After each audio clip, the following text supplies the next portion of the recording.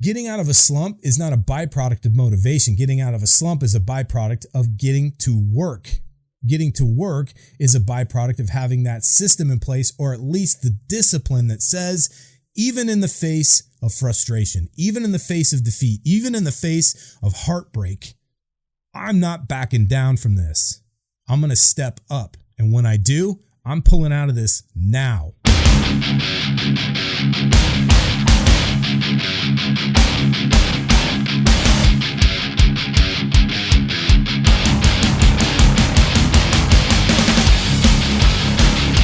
What's up, my friends? JT the Bull here with you today for the TrueDriven Podcast, the podcast for the few, the true, the driven, those special people we call the True Driven. And I say good morning, good afternoon, and good evening, whatever time it is for you, no matter where you might be tuning in from. Thanks for joining us here for the TrueDriven Podcast. As always, a privilege and an honor to be coming at you. And I definitely appreciate the support. Thank you very much for those of you who have been spreading the word about TrueDriven. Sharing the podcast. Can't tell you enough how much that means the world to me. Subscribe here either on YouTube or Spotify, Apple Podcasts. There's links down below if you're watching this on YouTube at least, and certainly go ahead and find us either on Apple Podcasts, Spotify. Subscribe, share. You get the idea. Sharing is caring, as they say. So much appreciate you guys. All right, so we're gonna jump into this today because this is a topic. A hot topic has been coming up quite a bit. It comes up quite a bit for true-driven entrepreneurs, true-driven leaders. It's something that comes up and it's kind of interesting because when we start talking about this topic, it pushes a lot of hot buttons. And the hot buttons that it typically pushes is first and foremost, we start, kind of thinking about all the things we could have done differently. We'll talk more specifically about that in a second. But the topic for today is literally what I say is three ways to break out of a slump. Now, I know I just held up my number 4. The reason I did 4 is because there are actually 4 things, but I'm going to give the last one sort of as a master step. So what I want to talk about today, though, is let's first and foremost kind of break down what we're talking about. I'm not necessarily saying that a slump and a rut are two completely different things, but in my mind and for purposes of today's conversation, they are, okay? Because a lot of times when we talk about being in a slump, it's where you're doing things. You're kind of in the flow. You're doing, you're going through the motions of accomplishing your mission, getting after your big things in life, but you're kind of lost that love and feeling, if you will, and you start to drop off in your performance. You almost stop caring. A rut is where you're just flat out stuck. You're just like completely not moving forward. What I'm going to talk about today can serve both of those purposes, but I just want to be clear. What we're talking about specifically today is the slump. So we're talking about a drop in performance. We're talking about maybe, on one side, you were over here smashing it. You were getting great results, business, life, fitness, whatever it is. And then all of a sudden you kind of fell asleep at the wheel. This ever happened to you? It happens to quite a few people. The reason I'm sharing this with you today is because it's very dangerous for true drivens to fall into a situation where they think they've lost their drive. Now, maybe you have. It's totally possible that you've lost your drive, but typically speaking, just because you're not hitting on all 12 cylinders every single day, 24/7, 365, doesn't mean there's something wrong with you. Now, if you guys listen to that first episode I put out about a week ago, I was talking about my disdain for the hustle culture, right? Your hustle your face off attitude, this philosophy that you've always got to be doing. You've always got to be doing more. You've got to be pushing harder than the guy next to you or the woman next to you. And my point to that is that's total and utter bullshit. That doesn't actually define you as a true driven. It defines you as somebody who is maniacal in your approach to whatever you're doing. And frankly, I have found in my years of experience working with people that it's something that is not sustainable. So I want to be perfectly clear. You will find yourself at some point, one way or another, you will find yourself in a slump. It's going to happen where your performance, your results aren't there. And you're thinking to yourself, dude, what happened? There must be something wrong with me. a lot of times what happens is you've been performing at a pretty high level for a period of time. Maybe you've been pushing in the gym, getting good results, hitting your PRs, right? And then all of a sudden, you're not even be able to hit your baseline that you started from at the beginning of the month or the beginning of the quarter or whenever you started measuring it. It doesn't mean, by the way, when we talk about being in a slump, that you have dropped from the peak, your top level of performance, all the way down into the basement. That doesn't necessarily have to be the case either. But let me be completely clear on this. You will eventually at some point hit a slump. If you're in business, your business is going to hit a soft spot. You can't just keep going up. There's no business in the history of the world. In fact, it's not healthy for a business to have nothing but upward trajectory. Over time, the trend is going to be where you're down here and then you are up here, like over a protracted period of time. But you're going to have those kind of peaks and valleys. Every single trend does. Every single market that's ever been measured, whether it be the real estate market, the stock market, the gold market, precious metals, Bitcoin, everything has peaks and valleys. But here's the crazy thing. I can say that to people. I can say that to entrepreneurs. And they're like, yeah, man, I hear you. But they're not really listening because they'll say, but here's the deal. And they'll start to rationalize how their slump is somehow not practical. How it's, how could I be in a slump because I'm doing this? I invested in this program. I put all this stuff into our ad budget. I'm putting forth the effort. How come I'm not fill in the blank? I hear this all the time on a damn near daily basis from entrepreneurs. Hyper-driven people, and I'm talking about the people who are truly driven, true driven, are susceptible to a slump just like anybody else. Any high performer in business or life is eventually going to get to a place where their performance dips. The most important thing you can do in any given part of your journey in life, whether it's business or otherwise, but especially for my entrepreneurs out there, is to be very, very in tune with and present to your performance, your trajectory. You track your metrics. You're tracking the income and the revenue of your business. You're tracking your customers. You're tracking your leads. You're tracking your conversion. You're tracking all those things. That goes without saying. Like, everybody understands that. But it's true in your life. You could be tracking what you put into your body, what you put out in the gym, tracking how much time you put into your relationships, what you're getting from those relationships. Is it actually serving you, or is it a bottomless pit that you're just pouring into and getting nothing back? If you're not tracking, you're not growing. It's like the most difficult, damn near impossible thing in the world to do, to be able to grow something if you're not tracking it. So you can see these trends like I was talking about with any market, whether it's, precious metal, real estate, doesn't matter.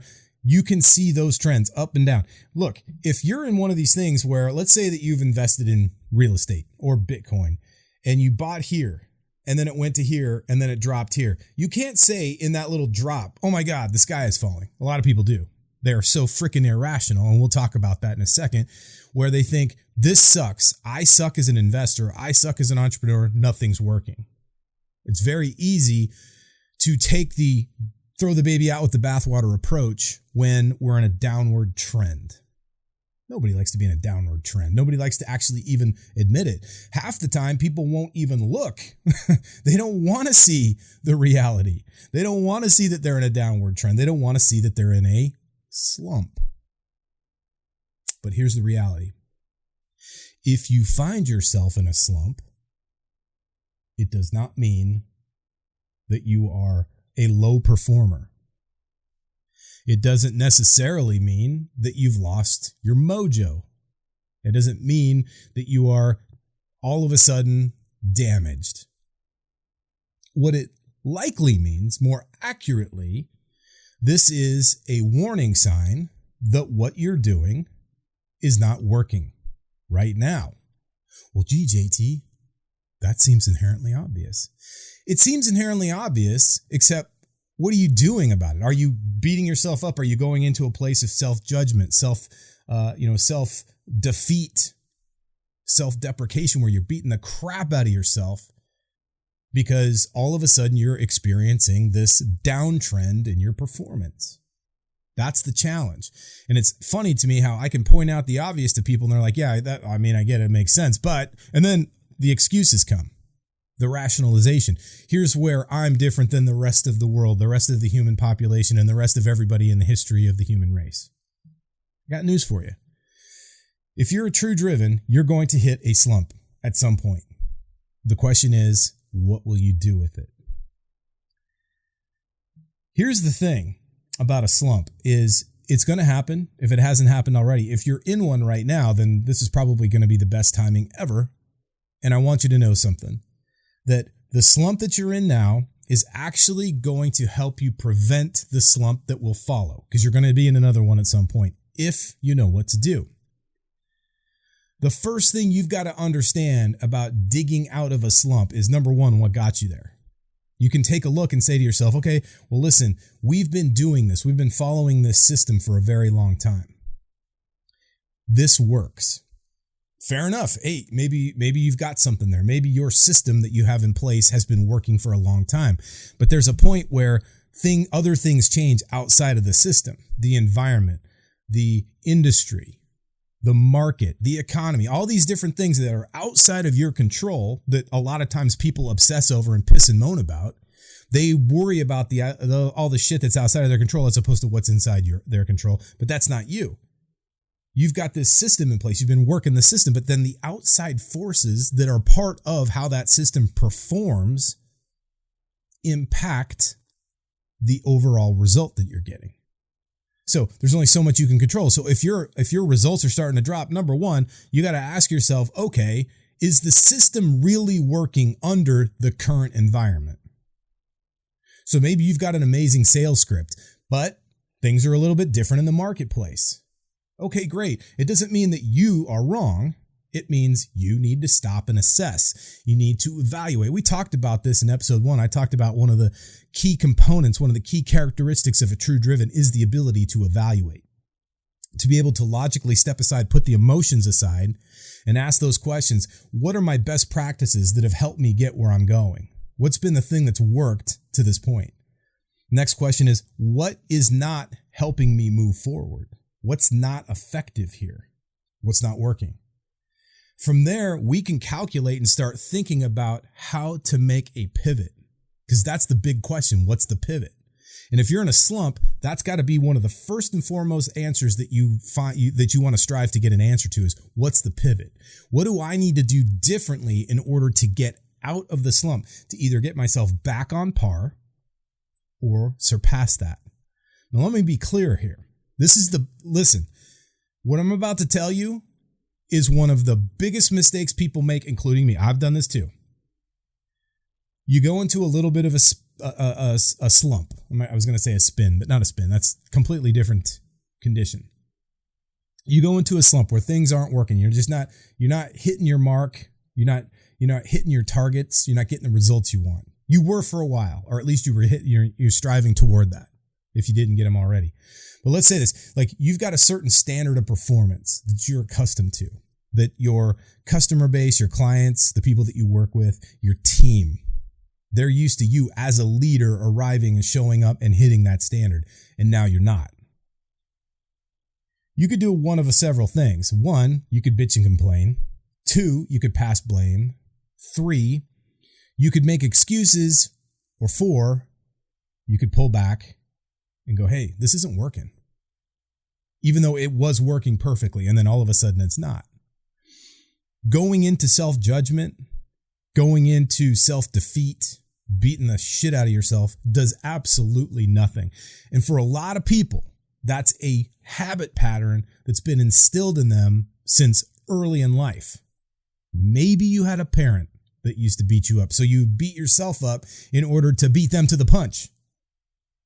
Or they would be critical of you and it impacted you in a way where you're like, ooh, man, I don't like that. So what I'm going to do is I'm going to beat myself up at a higher level to therefore take their moment in the sun from giving me any kind of feedback.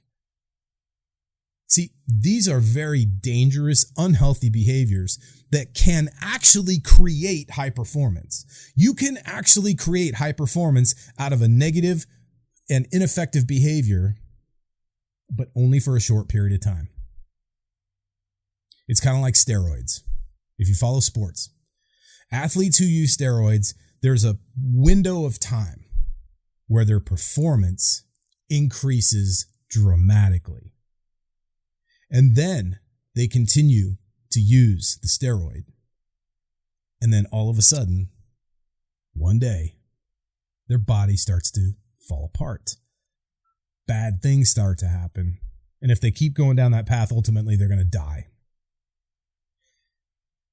So you can use a negative or ineffective behavior, like beating the living shit out of yourself, verbally, mentally, doing all kinds of terrible things, for a period of time and probably get decent performance out of it. But there will come a time where the end of that runway will come to a slamming, screeching halt, and you will be done. It will not work for you anymore. And at some point, you're going to have to learn the alternative, which is the self-appreciation, self-respect, self-honor, self-love. If you're in a slump, that is the worst time to be beating yourself up. The most important thing you can do in that moment is to stop and do that self-evaluation. What's been the best practices that have worked to this point? And if everything that was working to that point isn't working now, that is okay. It doesn't mean we throw the baby out with the bathwater. It doesn't mean you get rid of your systems. It means that you have to ask yourself, what about the environment changed? What about the marketplace? What about the rest of the world around me that changed that I can now learn from and see this as an opportunity to improve the way I've done things in the past? Because what got us here isn't going to get us there. And the belief system that it will is you being stuck in certainty, which is absolute death. Certainty is cyanide. It will kill you slowly, painfully. So you got to get to a place where you have the curiosity and start getting into that problem solving. Remember when we were kids?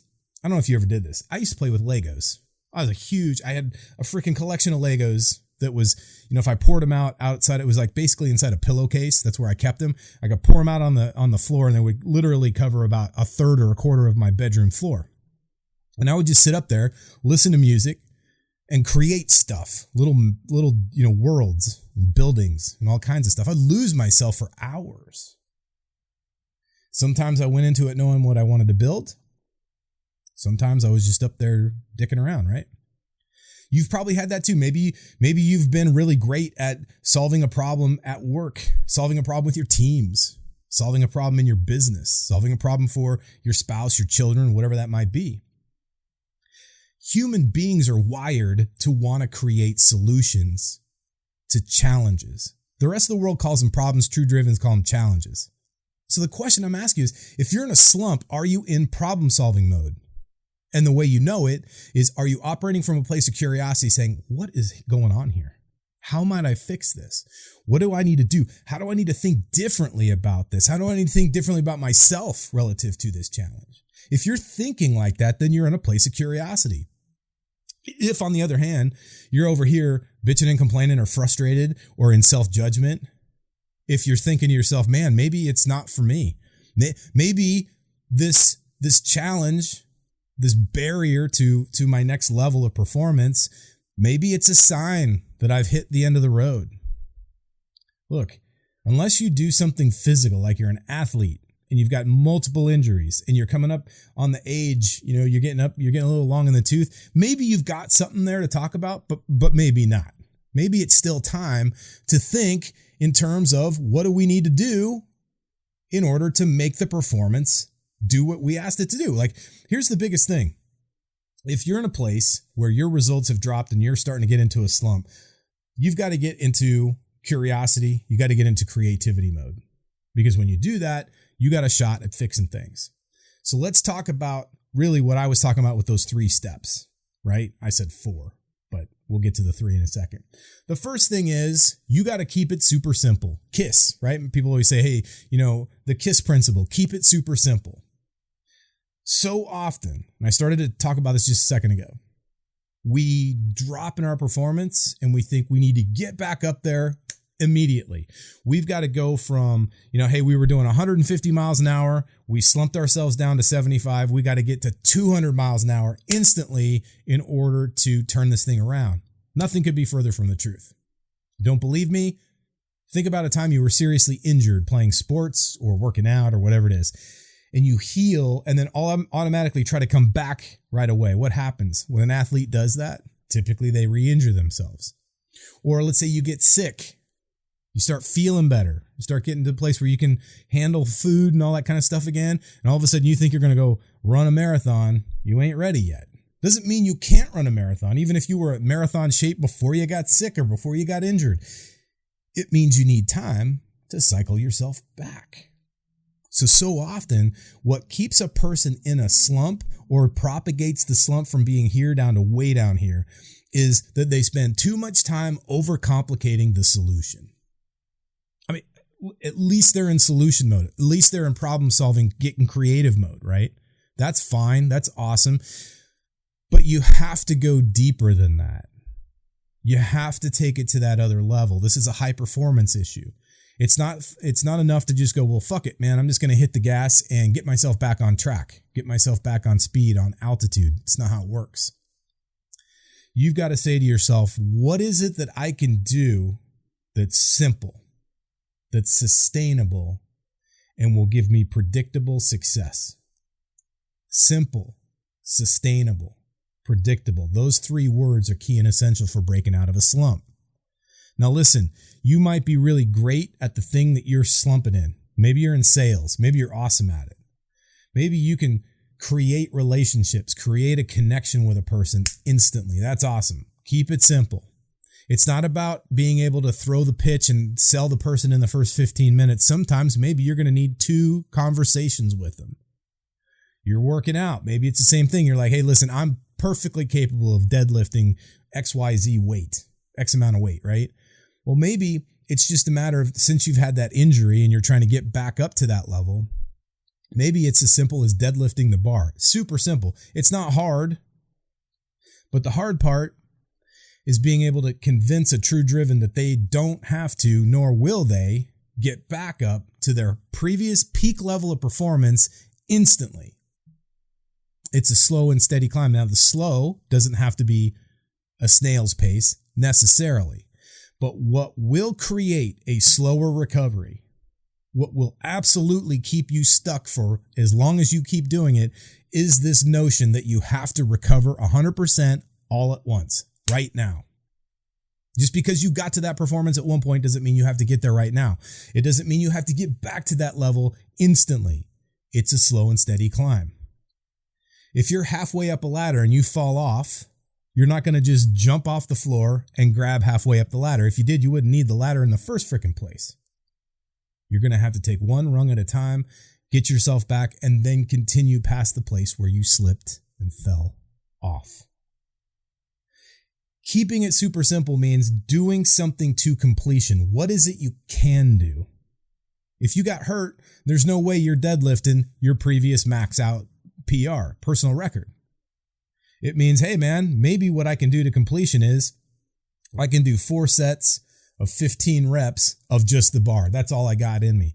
Dude, guess what? You are starting to build on something. Keeping it that simple is going to be the first, most important foundational step that you can put in place to get out of the slump. Whatever the slump is you're in, even in a relationship.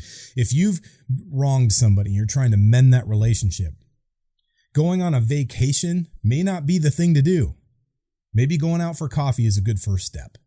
Something you can do to completion, something that you can get that small win and kind of build upon it. The other thing is, and I will say this next step may get you out of the slump almost instantly. Not only is it about doing something to completion to kind of prove to yourself, yes, you actually have the skills to do it, but the way that happens, what actually causes you to get the win is to do it with the best of your effort. Give it like your best effort. Think of it as your masterpiece. You may have a serious confidence issue. Maybe you're in a slump with your confidence. And if I said to you, what's something that you can do really well that's super simple? Hey, maybe you're like, okay, the best I can do is I can do the dishes. Awesome. Great, let's do that. I want you to just do the dishes to completion. Do something that you can build upon. But JT, dude, you don't understand. Like, I'm a business leader. Doing the dishes doesn't translate. It's not a one-to-one correlation. And my answer to that is, yeah, no shit. I get that. My point is this, is do something that's going to get you out of the self-pity, that's going to get you out of the pit, that's going to get you out of that abyss of feeling like shit about yourself as a high performer. Even if it's not a high performance task, but it's something that is of service to other people. It's something that you have to do anyway. And it's something that, quite frankly, if you do it well and take pride in your work, is worth doing. We might diminish it because it's just a simple chore. But if you poured your best effort into making sure the dishes were spotless, the kitchen, everything was cleaned up afterwards, you'd feel that much better about yourself, way better than sitting on the couch in pity, or way better than sitting there grinding, pounding on the keyboard, trying to grunt your way through blunt force effort to get out of your slump. Come on, man. You got to be able to give yourself half of a freaking break to win at something, even if it's something small, like doing the dishes. So, it's about keeping it super simple. It's about doing something where you can get a win, build upon the win, but also something where you're going to give your best ability to do it. Do it with purpose. Look, this is true for literally everything. People talk about, well, I want to get results. Yeah, guess what's more important than results? What's actually more important than results is the doing of the thing. You're trying to get six-pack abs. The act of having the discipline to not eat all the bullshit, the act of discipline to get up early or whenever it is you're going to work out and show up and actually do the workout and not just go through the motions, but actually give yourself an awesome workout. The act of doing it and then being in love with that process and saying, you know what? Here's the result. The result is I went to the gym today. The result is I kicked ass on that workout. The result is I got in, I made 5 sales calls or 10 sales calls or 15 or 20 or 50 sales calls. And every single one of them, I had my best focus on, had a great fucking attitude. I showed up to them, even when they slammed the phone on my face, even when they were total assholes to me, I did not break. Even when life kicks you in the ass, even when the results are laughing at you as they evade your reality. That's the time that a champion has to stand up proud and with total self-belief and say, fuck yeah, this is my fight and I'm in it to win it, but I'm also in it to be in the fight in the first place, because that means that I had the courage, I had the strength, and I had the vision to take the challenge on in the first place. That's fucking championship shit right there. Now, let's say you've done something that's super simple, something that you can do to completion, something that you can pour yourself into and do your best efforts and take some pride in it and feel like I didn't just do it for the sake of getting an outcome. I did it for the sake of doing the thing. Now we need to build on it. That's the second step. You've done the super simple thing, right? Now we're going to build on it because you've got what we call momentum. And it's actually something you're going to feel. We'll talk about feelings in a second because feelings are kind of quirky and it's not necessarily the thing that high performers lean on. But you can leverage a feeling of momentum. You may still feel shitty. You may still be, upset, sad, fucking frustrated. You may still want to throw your keyboard through the window and say it's not, it's business is just not going to work. But if you've got a small win, now you can capitalize on that feeling of, all right, at least I'm not at a dead stop. At least I'm not still in a total slump. I'm a little higher than I was a moment ago. The question that you have to have in mind, and it's really, frankly, my friend, it's a mentality. In fact, we'll just call it a mentality, even though it's worded as a question. The question is, what's next? What's next?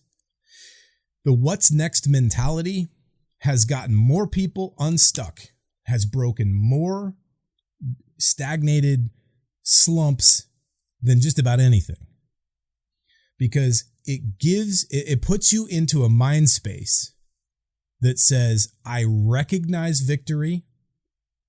I went after victory. I started to feel it, smell it, sense it, and fuck, I want more. That what's next mentality says, yep, you keep feeding me opportunities and I'll keep taking them. Man, there is nothing more powerful. Life wants to feed you opportunities. When you pull back, when you decide I'm in a slump and you just identify as a person in a slump and that's just the way it's going to be, life's kind of got this way of going, all right, well, fuck it. I guess they quit. I guess that's not important. I'm going to go give it to this other person. So you have an opportunity in those moments when you've built a little bit of momentum to now build upon said momentum. And that what's next attitude, not just saying it out loud, but saying it with a sense of purpose, saying it with look, man, it's a sense of identity. What's next? I'm somebody who's ready for what's next. Doesn't matter what it is. It could be another challenge, not just another win. It might be another challenge. And listen, I very well may get my ass kicked again. Bring it on. Let's fucking go. Like, you've got that kind of attitude, you're unbeatable. Unbeatable. So the what's next mentality is that next part where you're building upon success. First part was keep it super simple. Step 2 was we're going to build upon it. And having that what's next mentality is huge. Now listen, it's not just about, okay, let's get back in the ring and start fighting again. That's not necessarily what I'm saying. It might be, but it's about establishing rhythm and consistency. Getting into a rhythm of acting inside the moment where you don't feel like it. Getting into a rhythm of saying, okay, not really in the mood today, but I'm going to show up. I'm going to give my best effort. It may not be my best overall output, but I'm going to give my best effort.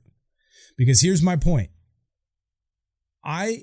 Listen, if a person's feeling 100% and they give 80%, and I've got a person who's feeling 20%, they're down in the dumps, they feel like shit, but they give 100% of that 20%. 20% is still less than 80. But it's 100% of what they got. And I will bet on that person every single time. Every single time. That person cannot be beaten. They can't be stopped. Because if they're down in the dumps, if they're sick, if they're tired, if they're heartbroken, if they're discouraged, if they're injured, and they're still willing to give what they got, whatever's in the tank, you better stand by and make room for that person, because if you get in their way, they will run your ass over every time. That's what I'm saying. Give yourself the opportunity to establish a rhythm. That means being consistent. I'm just going to show up. And not just show up and just go through the motions. I'm going to show up and give 100% of what I got and be okay with the fact that some days I'm not going to be at 100%, but I'm going to give 100% of whatever that is that I still have. So if all I got is 20%, you get 20%. That's what I'm going to give out to you. That kind of attitude is unfucking stoppable. And that's the shit winners are made of. It's about focusing on follow through and completion, kind of like we talked about before. That's the thing we obsess over. We don't obsess over perfection because perfection is for amateurs. This whole perfectionism thing, by the way, just real quick, that's not really the topic of the day, but I want to address this. I'm going to say it a bazillion times on the podcast, so you guys are going to hear me say it forever.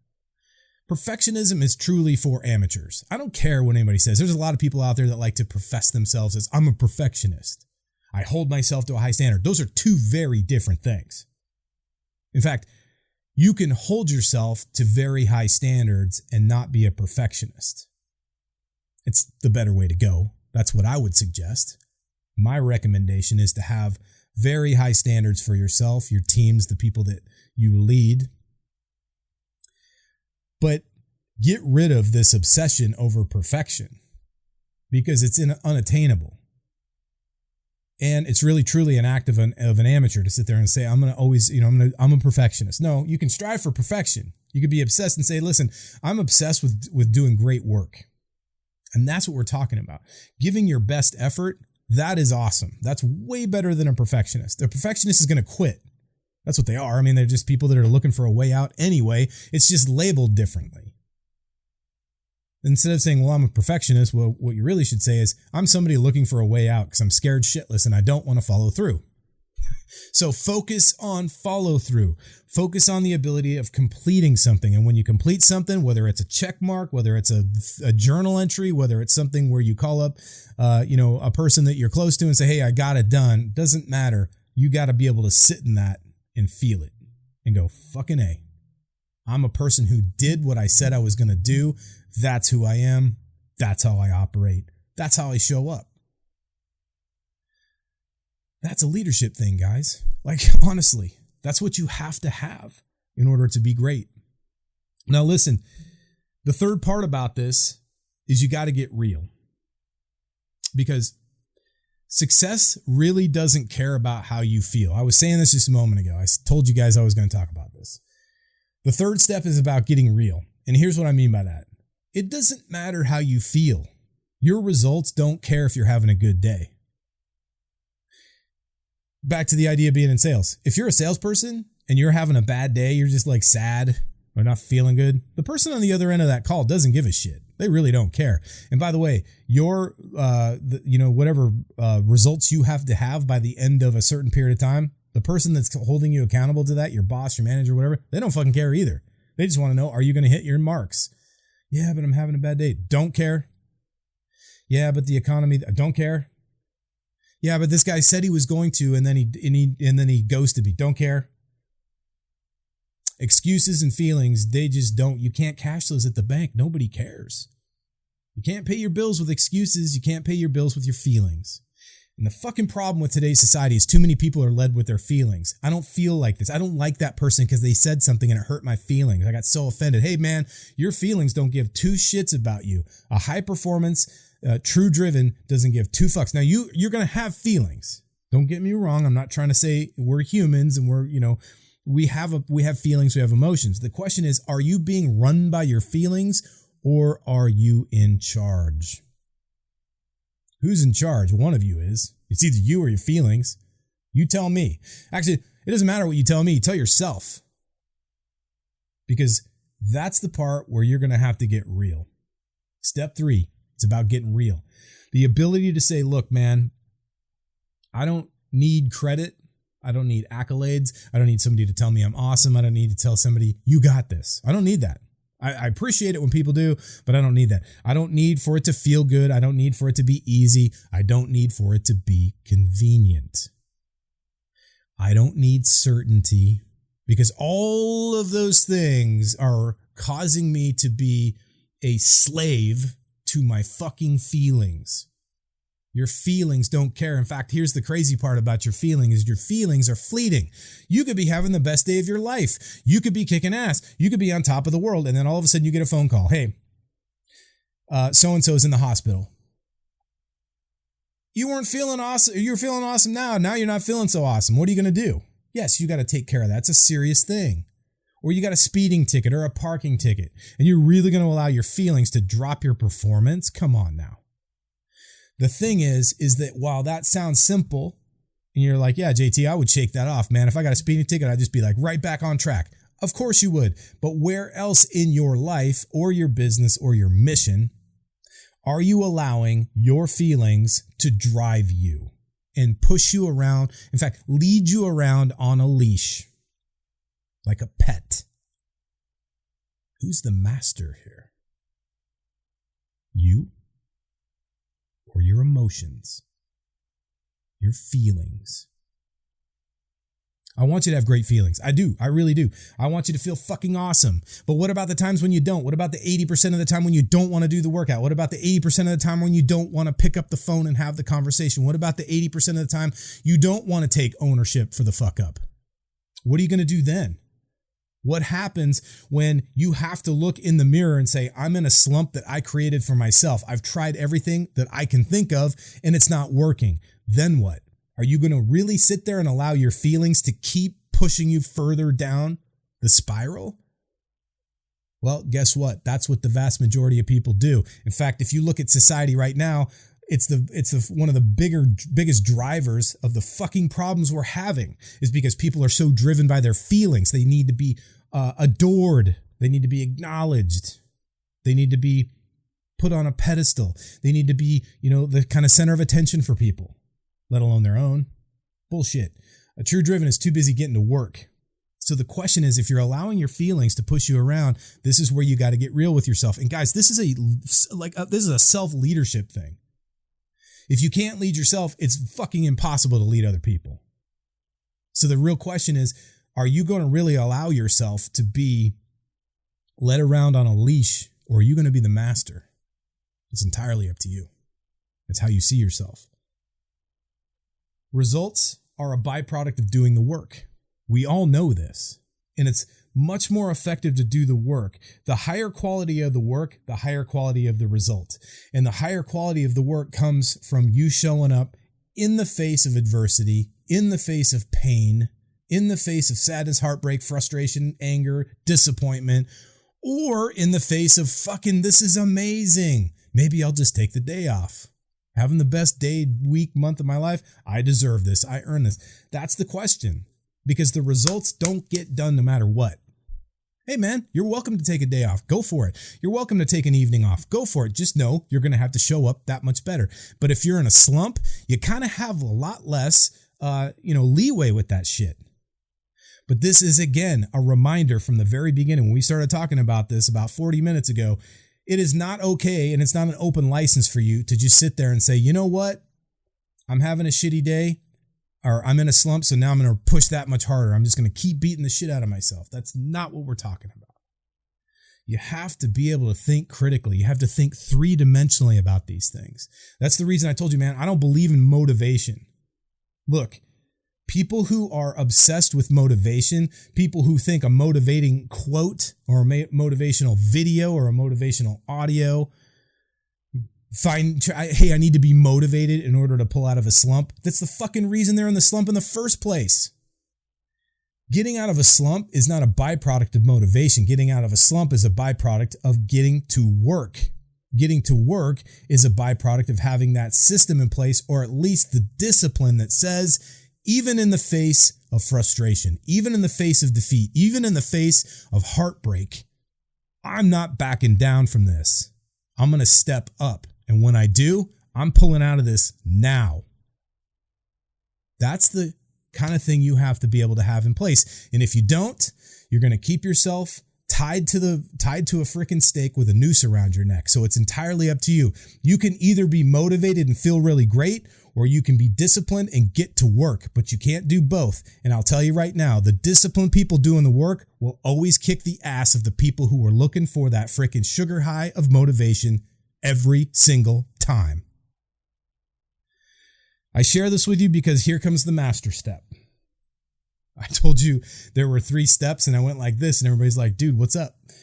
I'm holding up 4 fingers because this is the 4th step, but I call it the master step because, quite frankly, it's almost a step in and of itself. It's almost a separate type of way of approaching a slump.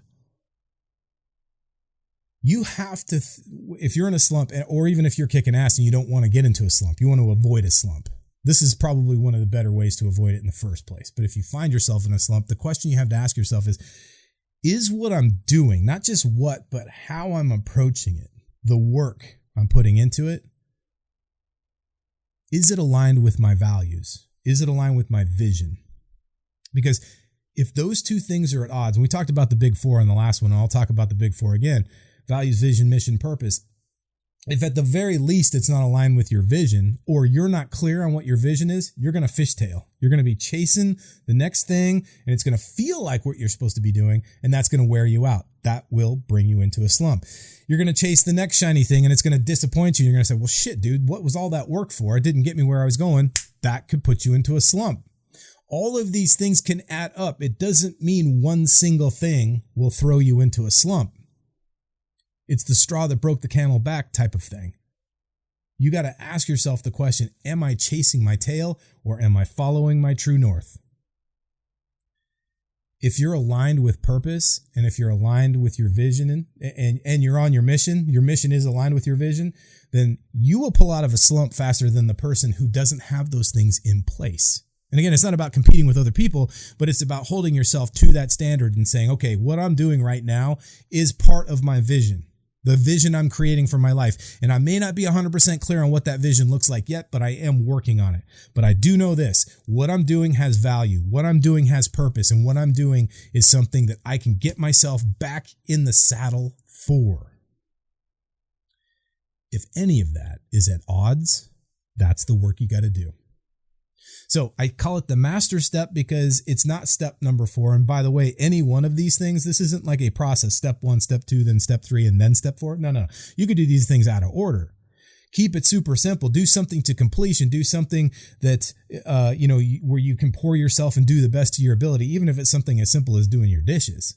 But then you got to step away from doing dishes and actually get down to business, right? Build upon that momentum.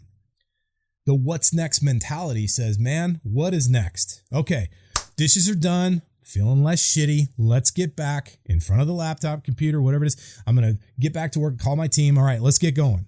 But you got to get real too, right? It's not just about this whole thing. Like, we're building consistency, but then you got to kind of ask it and own yourself, man. Am I allowing my feelings to lead me around? Or am I somebody who's going to say, all right, not doing that this time. I've elevated myself, got a little small win, got some stuff done to completion, and I'm starting to build a rhythm, starting to, kind of get things done. That feels great, but it's not about how I feel. It's about showing up and doing the work, because discipline will always trump motivation every single time. You won't need to be motivated. You won't need to feel good to do the thing if you've got that borderline addiction to discipline, right? That's the thing that's going to keep a true driven going. But you got to have alignment with your vision. If you don't have a vision, then get connected to your values. And if you don't know what your values are, then that's the place to start. Period. End of story. Here's the deal. Being in a slump is unpleasant, but it happens to everybody. It happens to the highest performers, the most successful people. In fact, if you think of the most inspiring person, the person that you love or that you admire, that person has been, maybe even is right now in a slump. Who knows? Sometimes you won't even know it, that they're in a slump, because again, they haven't allowed their emotions to lead them around on a leash like they're some sort of a pet dog. In fact, what they really do better than anybody else is they fall in love with the test. If there's one thing that you can do right now today that will change the trajectory of your life, it's to make the decision and the commitment that you will fall in love with the test. Fall in love with the challenge. Another way of saying it, my favorite saying in the world, is embrace the suck. Embrace the suck. When it gets hard, you actually get happier. When it gets hard, you appreciate it more. When it gets hard, you actually get excited because, dude, you've arrived at the test. And if you can fall in love with the test, then you take on a whole different demeanor, and the slump becomes a thing of the past. In fact, the slump becomes shorter. It becomes less treacherous. It becomes less restraining to you because you can break out of it that much faster. While everybody else is spinning their wheels in the deep quicksand of a slump, you're already pulling yourself out. You're already on the other side of it. You're already ready because you have the attitude that you love the test. I'm not saying it's a secret, but it's definitely a recipe for the true driven. Give that some thought. Put it to action. If you are in a slump right now, make sure you're taking this message on board. If you know somebody who's in a slump, or you think they may be heading for one, make sure you share this message. In fact, I just appreciate you guys sharing the podcast far and wide. It's awesome to get viewers. It's awesome to get listeners. But more importantly, it's awesome to start impacting people with this movement of the true driven.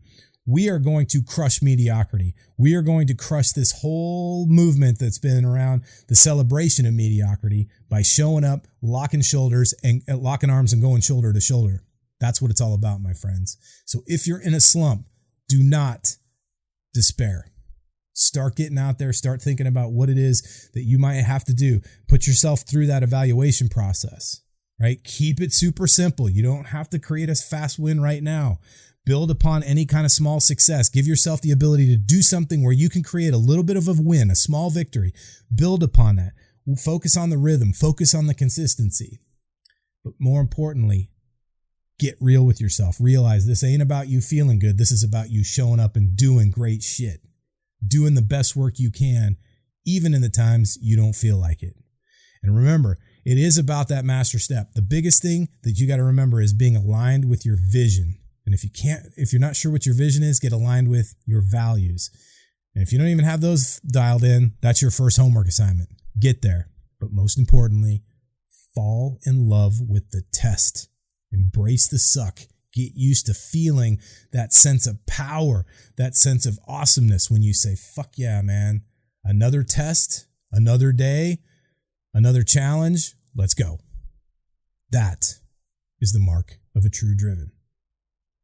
All right, my friends, thanks so much for joining us here again. I appreciate you as always. Stay tuned. Make sure that you are subscribing to the podcast.